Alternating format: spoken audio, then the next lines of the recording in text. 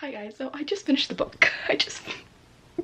Sorry, it's not even angled right. I just finished Empire of Storms and I cried. I cried. I just don't understand. Like, this is a 5-star book. Why has no one read it? Hello guys, it's a new day, a new video. I'm wearing my favorite shirt again. Do you see this? It's starting to tear. I love this shirt and it's starting to tear, but it's okay. Today I'm going to be doing a discussion on Empire of Storms. Yeah, so if you guys have not read this book, I'm going to ask you to leave now because I don't want to spoil you on this amazing series, and hopefully you don't want to be spoiled either. So coming into this one, all I wanted to do was go into a Manon chapter, to go into a Dorian chapter. Like, I wanted to see our previous characters, but the book opens up with a chapter from Elena, and I don't mind it. Okay, I'll read it. I read it. It was like 3 pages long, but then the second chapter is Elide, and I'm just like, those chapters slowly grew on me because I did enjoy the character of Elide and Lorcan and how their like very interesting dynamic worked. I thought she was going to be like kind of dominated by Lorcan, but it was the total opposite, so that was good. It kind of surprised me a bit how much I actually enjoyed those chapters and how much I wanted some time to go to their storyline instead of the other storylines, just because I don't know, Lorcan kind of reminds me of, I can't remember his name. It's not Tyrion, it's like the guy who's always with Tyrion in a Game of Thrones. He says like the funniest things ever, and I just love him so much. And if I can get a picture, I'll put a picture here, but he reminds me of him. There's a scene where they're running from the Ilkin, I think it's the Ilkin, and he puts up his defenses and I think they get through, and he's just so shocked. He says, "No one can get through my defenses, not even Rowan Running Whitethorn." And I don't know, just like all those words, all the bashing he did on the other characters, I really enjoyed it. I really enjoyed how he softened up in the series. So like the ending, he softened up throughout the book. So the ending, I was just like, I thought we had some development here, you know?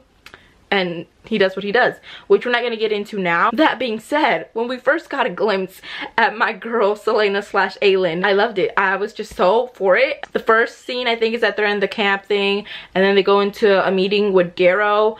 Mind you, we're going to be having a point system here where we're going to give characters, so the people who are competing are going to be Aelin, Lysandra, Manon, Dorian, and Darrow, because why not? I guess Maeve.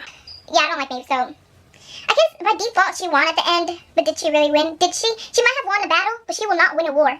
No. So we're just gonna, I guess we could add her, because we have to have someone on the bad side here. We can add a lead, right? Because boss, Elide versus Lorcan. Okay, so we go into this meeting with Darrow and all of the rest, like Ran and kind of the rest of the Terrasen lordship people. And at the beginning, I was kind of annoyed by Darrow. He just kept bashing on Aelin. But I saw his point. Like, this girl, a 19-year-old girl, who claims to be now the queen, which she is the queen. He acknowledges that she is Aelin. Was an assassin. She had a smart mouth. She worked for the enemy's king. Maybe it wouldn't be smart to put her on the crown.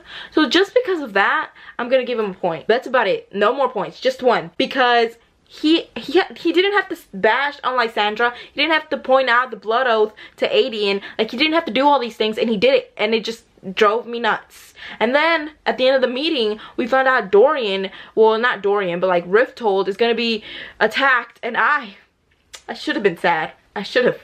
But I was so happy. I was like, yes. Because the ones who were going to attack were the witches. And that's Manon.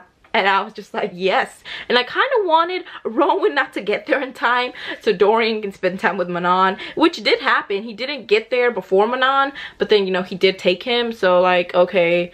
But my girl Manon was there. And she saved him from another witch. So we're gonna give Manon a point because she's a G. I loved her a lot in this book. However, because she killed someone to defend our Dorian, you know, she has to get punished. But she doesn't take the punishment. Her second Astrid has to take the punishment. And I should have seen it coming. I knew it was gonna come. All the way up to that point, I was like, she's not gonna do it. She's not gonna do it. But as it got closer to the execution, and she did nothing, she was just numb. I got mad a bit. I was like, Manon, are you really gonna go through this? But then she doesn't, and it was all good. And she turns on her grandmother, and we found out she's a Kraken queen. And am I mad at it? No. I'm down for it. I'm trying. It's interesting, you know. However, I'm upset at the fact that her grandmother had her kill her own sister. That's messed up. And then has the decency to strip her of her title. Like she needs to go. What? Like, I honestly don't understand the witches at all. Like, the matrons, like, I just don't understand how they think if they align themselves with the Vol King will somehow not try to enslave them. Like, his interests are all for his own. You are just a weapon to meet some ends. Like, at the end, when you're no longer needed, you will bow down to him and you won't like it. I don't understand how they don't see it. Just because you have a little Vol blood doesn't mean anything. Doesn't mean anything, Grandma, okay? Then Manon is hurt and she like flies away, escapes, and we fast forward to Scold's Bay. And in Scold's Bay, we have Rowan, who arrived with Dorian, and they talked to Captain Rolfe, who was interesting enough to see him again. He kind of looked really just stressed out. That was my impression, which he should be. There's war coming. And also along with Captain Rolfe, we see Fenris and Gavriel.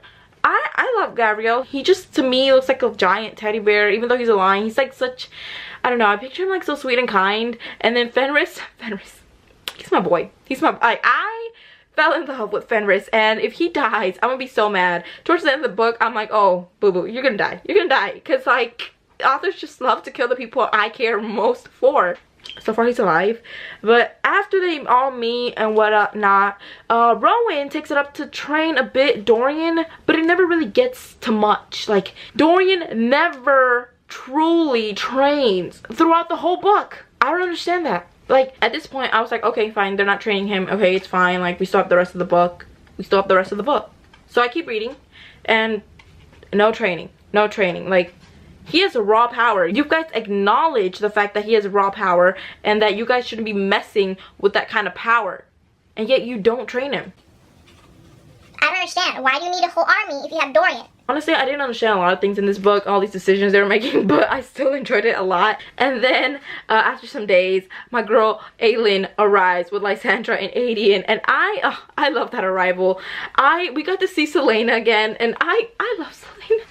I miss her so much. Like, Aelin and Celaena, Celaena's wit, and Aelin is also witty, but like, Celaena is like, not, I don't want to say just wit, but she's sass. She is sass, and Aelin, I don't know, she's just like so strict, and so like, you will do what I say because I said it. And Celaena's more like laid back. I don't know. I love my girl Celaena, and I missed her so much. And her interaction with Captain Rolfe, it was beautiful. It was beautiful. I laughed so much. I loved the whole how she was playing with all those little jewels, and how Lysandra came in dressed up like her. Like, I was laughing. I was a little shook. I was confused. I was like, wow. And then of course Lysandra, of course. So we're just gonna give Lysandra a point here. Are we gonna give Aelin a point? Yeah, we gotta give my girl Aelin a point. She's funny. Or we're gonna give it to Celaena, but the same person. So after the meeting, of course, there's this huge, not right after, but like, you know, some pages after, we had this huge fight, and Aelin loses control because a goddess, that's all of a sudden we have a whole bunch of gods and goddesses, and like every character has one looking after them. And of course, Celaena's god happened to, you know, possess her, because it just happens, you know. You can't really do much about it.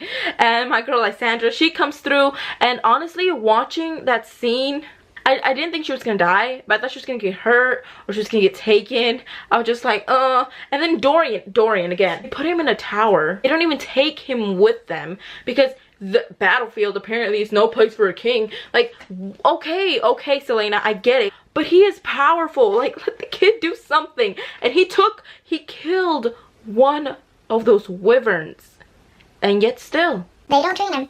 See this? If they fail in this war, it's because they did not train my boy Dorian. That's all I have to say for that scene. So we're just gonna give a point. We're gonna give 2 points to Dorian for taking on that wyvern, and, you know, just being a G. And we're gonna give 5 points to Lysandra for that epic scene. And Aelin, no, we're not gonna give you a point because no, I'm sorry, nope, can't do it, because you stopped my boy Dorian and you failed at attacking the army. So nope. After that though, we have them back on the boat. sailing away, and Manon falls out of the air. I was so happy because who's in the ship but my boy Dorian? I feel like this book review is just talking about Dorian, but honestly, I feel like he was so underrated. I don't know, I feel like sometimes people just forgot like he was a part of the story. Like there were some chapters, we would go a bunch of chapters in and no one would talk about him, or like no one would try to get him involved. I was like, he's right there. Oh, why? And of course, my boy Dorian goes into the water, dives in, and brings her into the ship, and they have her in chains and they have her locked up, and we have all these sexy moments between them. But for me, one of the best scenes, or like one of the best moments of having Manon on the ship, were the interactions between Manon and Celaena, because either they were laughing at each other or they were at each other's throats, and I enjoyed both because they are both queens. Can we just acknowledge that Celaena is Aelin, queen from Terrasen, which we've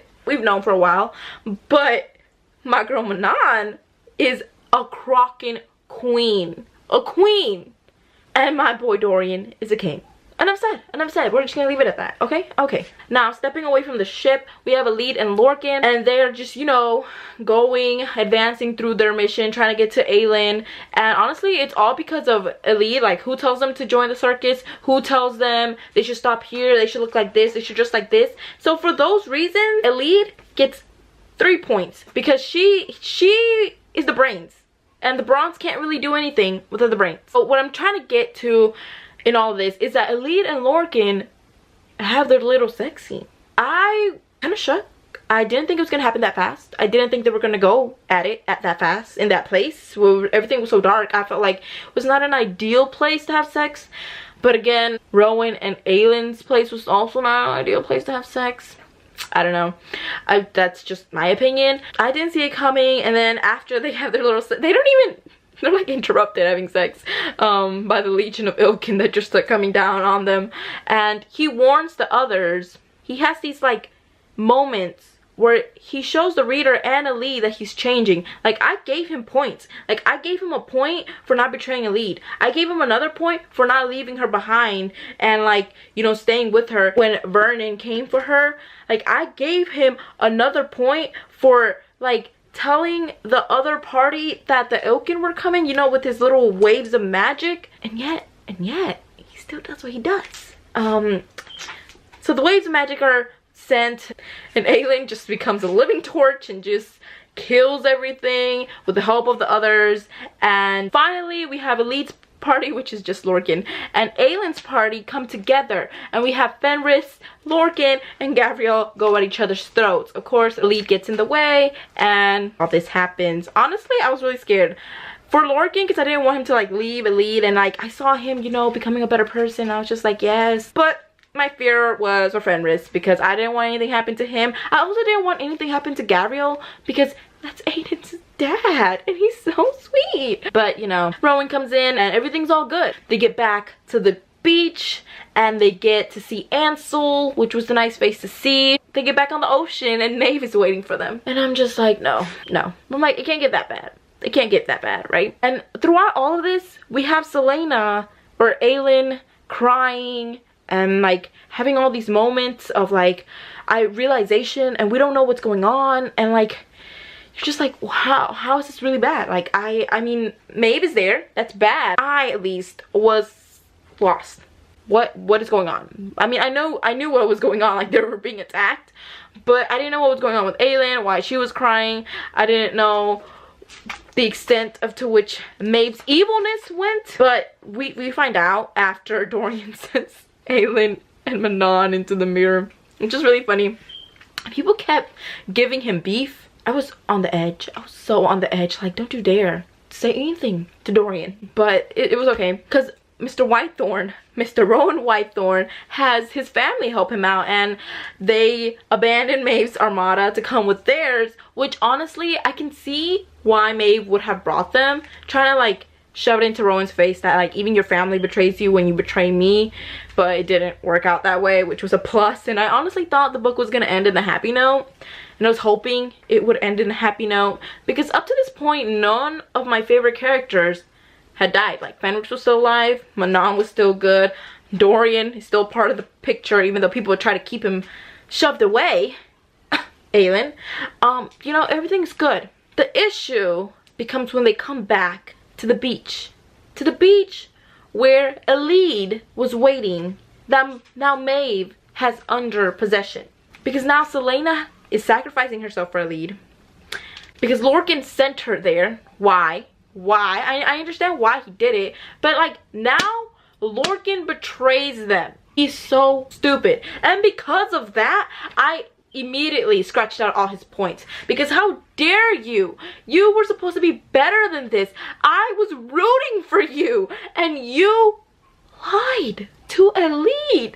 I'm done. I'm done there. So Lorcan's out of the picture for me. I don't really, I mean, I still care about him because I care for Elide. But if it wasn't for Elide, you hate to see it, but I don't really care. My boy Fenris though. So Lorcan gets stripped of his oath, which again, at this point, I don't care. Gavriel gets stripped too, and his pain just hurt my heart because I don't understand the extent of what is the meaning of being stripped without honor. I don't understand that yet. I hopefully will get more into that in the next book. But my boy Fenris, he doesn't get stripped.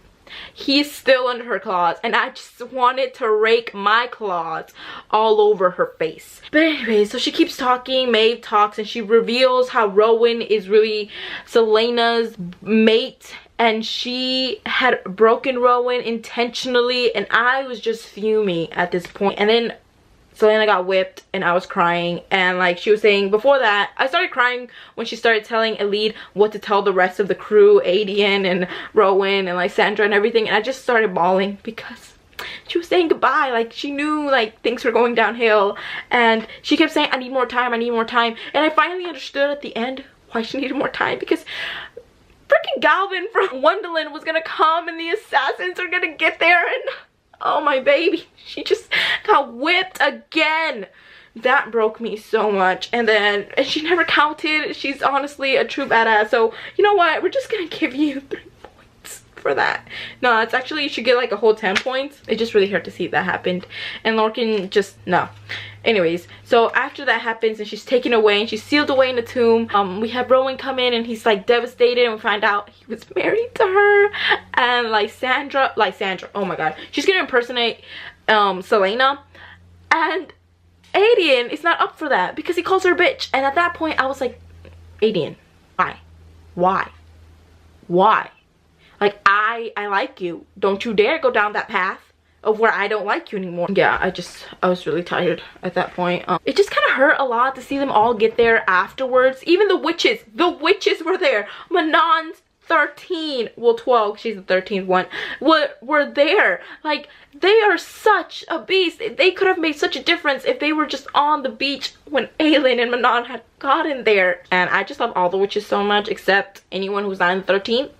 So do I really would love the witches?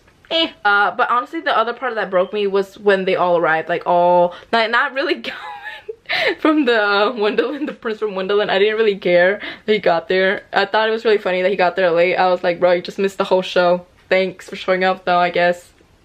What broke me was when the assassins got there, when Elias got there. That was like my favorite book from the Assassin's Blade, honestly. Just seeing them all there, just coming up the dunes, all of them together, united for my girl Celaena. And his, like, I heard the audiobook and she said it with an accent, how he was like, oh, I'm here to pay a life debit back to Celaena Sardathian, which is Aelin. I was like, you don't even know she's gone. You don't even know that she's a queen. Ugh. It just broke me a lot. I loved it so much. So overall, I loved the book. Definitely who won point wise, it's a tie. Well, I mean, I feel like Aelin got a lot of points for the ending, kind of, because she sacrificed herself. But it's Aelin, so I'm going to have to give it to my girl Lysandra. Let's be real. Let's be real. Like, who took on all the people? Who, at the end, who kept wrecking all the ships? Who?